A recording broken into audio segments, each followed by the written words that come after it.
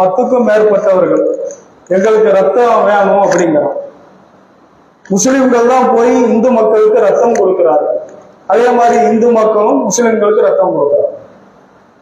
இப்படி ஒருத்தருக்கு ஒருத்தர் மனிதாபிமானத்தோடு பழகி கொண்டிருக்கக்கூடிய இந்த சூழல் காலம் முழுக்க நடந்து கொண்டுதான் இருக்கு. இது நாம மக்கள் மத்தியில சொல்லிக்கொண்டே இருக்கும். மனித நேயத்தை தான் இஸ்லாம் வலியுறுத்துகிறது.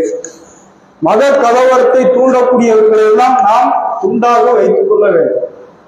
மனித நேயம் வளர வேண்டும் என்ற அந்த வாசகத்தை முன்வைத்து நம்மால் எந்த அளவுக்கு இஸ்லாத்தை குறித்த நல்ல எண்ணங்களை அபிப்பிராயங்களை கொண்டு போய் சேர்க்க வேண்டுமா சேர்க்க. ரசூலா காலத்துல அதாவது யூதர்கள் இஸ்லாத்துக்கு அவ்வளவு கடுமையான நெருக்கடியை கொடுத்தாங்க.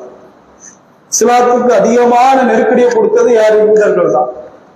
அதே யூதர்கள் இறந்ததற்கு பின்னால் அவர்களுடைய ஜனாசா கொண்டு செல்லப்படுகிறது. ரசூலா என்ன செஞ்சாங்க? எழுந்து நின்று அதற்கு மரியாதை செலுத்தினார். அந்த அளவுக்கு இஸ்லாம் மனித தன்மையை கற்றுத் தருகிறது, மனித நேயத்தை நமக்கு போதிக்கிறது.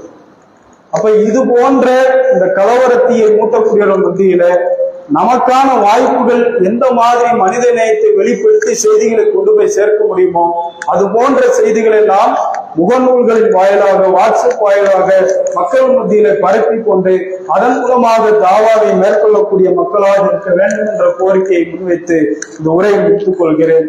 வாகர்தவான அல்ஹம்துலில்லாஹி ரப்பில் ஆலமீன்.